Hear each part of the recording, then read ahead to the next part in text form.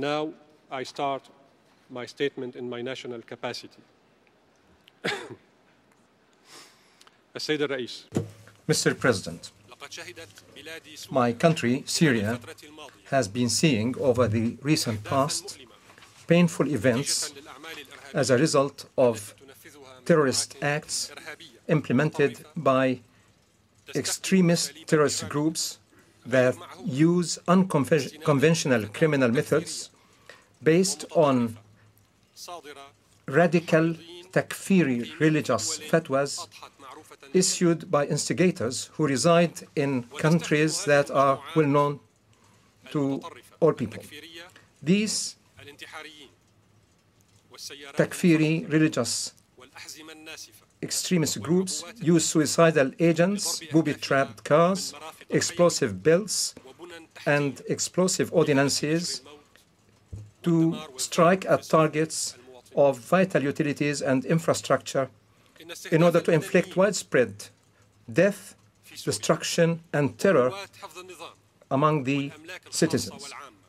Targeting of civilians and law enforcement forces, as well as private and public properties, has become, unfortunately, the daily routine of these armed terrorist groups, which have now become professional in implementing acts of armed robberies, banditry, burning of hospitals and clinics, as well as acts of robbery, plundering, and assassinations, and acts of aggression against peaceful citizens in their homes and their trade enterprises in order to terrorize them and render them displaced persons. In addition to taking hostages from the civilians and the military personnel in return for financial ransom in order to support their terrorist acts or to achieve political objectives. Among these operations is the recent action taken by armed groups in Syria supported from outside the country against a number of Lebanese pilgrims who were returning from Iran via Turkish territories.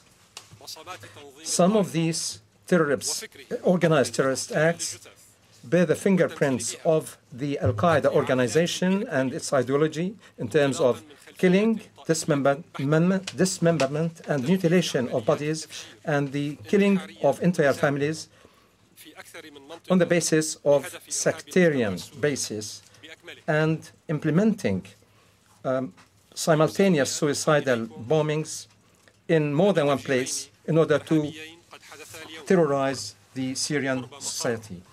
I regret to inform you that 2 terrorist attacks took place today close to the Palace of Justice in Damascus. We have not yet known the toll in terms of lives or material cost.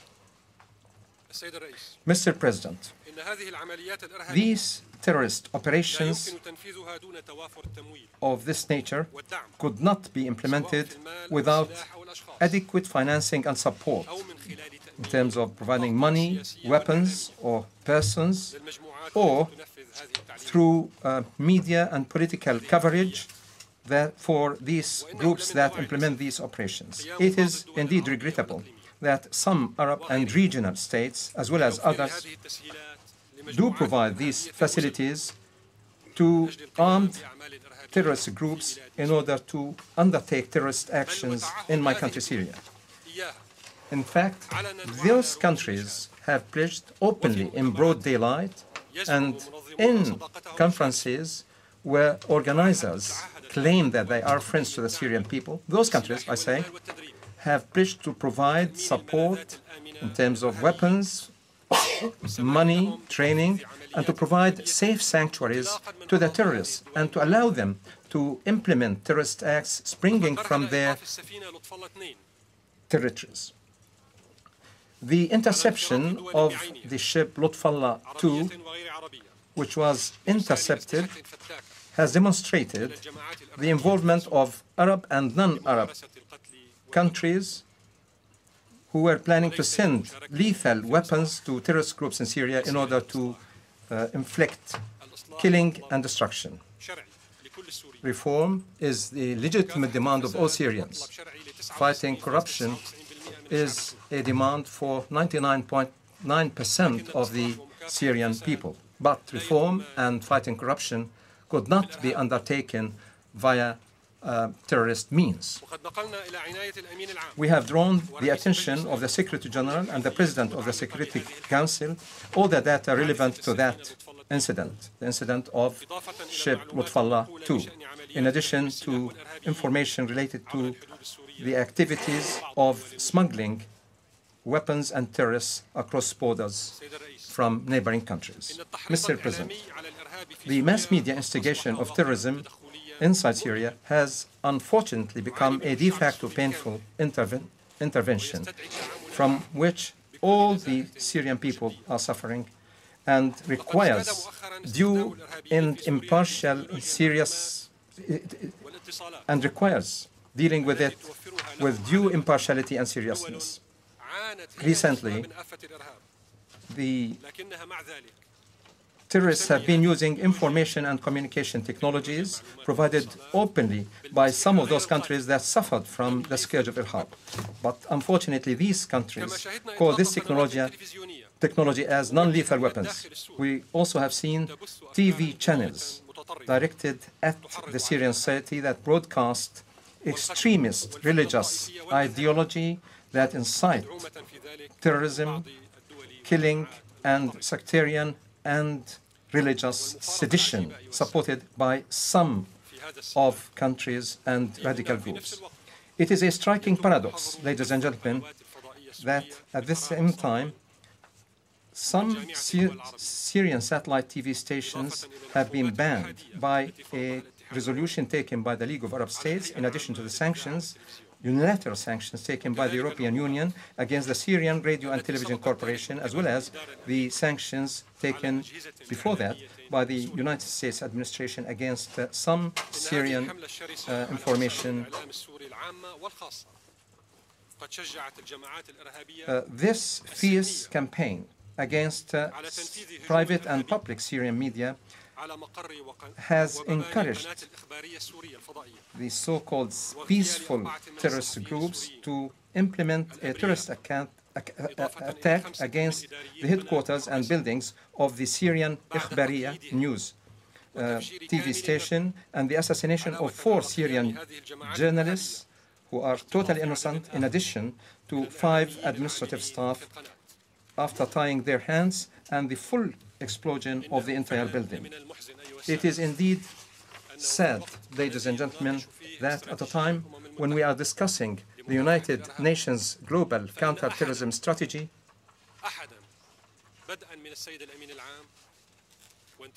beginning with the Secretary General and the Chairman of the Counterterrorism Commission, no one has expressed condolences to the people of Syria and the victims, and did not condemn this terrorism that led to the loss of Syrian journalists.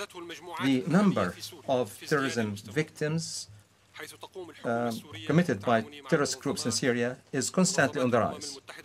The Syrian government has been cooperating with the relevant United Nations organizations and non-governmental organizations in order to provide humanitarian assistance to those victims and to all those who have been forced by the armed groups to leave their homes and houses of worship on vicious sectarian or religious grounds, are all away from the morals and values of the Syrian people, which established a unique example in the region over the centuries of perfectly harmonious coexistence among all faiths, races, and sects, all of which the Syrian people is composed.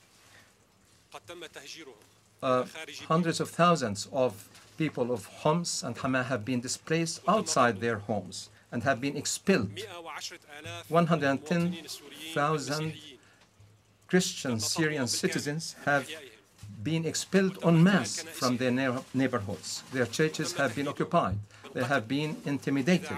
They have been threatened by death if they return to their homes. In addition, hundreds of thousands others of the population of these 2 cities from Muslims who also have been displaced and expelled. And they have been told that if they return to their homes, then their destiny would be death. Syria calls upon all states to work with it in order to scrupulously implement the provisions of the UN Global Counterterrorism Strategy, and Syria calls for moving from words to deeds by taking necessary measures in order to prevent and halt financing of any terrorist acts or preparing such acts against Syria emanating from the territories of neighboring states, and not to provide sanctuary for all those who plan or support or commit terrorist acts. The terrorist acts have cost us precious blood from our people, civilian and military, and one day will come when we hold to account all those who participated in these acts, instigated them, financed them, and facilitated their implementation. What is happening in my country, Syria, in terms of terrorist acts that aim at destabilizing the state, the society, and the people, is no less dangerous than all terrorist acts that targeted many member states of the United Nations, both developed and developing. There is actually no sanctioned or unsanctioned terrorism according to those religious fatwas. There is only one terrorism that must be combated. The terrorism that is targeting Syria is the very same terrorism that targeted and continues to target other member states of this world organization. There is nuclear terrorism, there is information terrorism, there is cultural terrorism, there is also political and economic terrorism. All that is terrorism, but ensuing suffering remains the same. I thank you, Mr. President. I now give the floor to the distinguished representative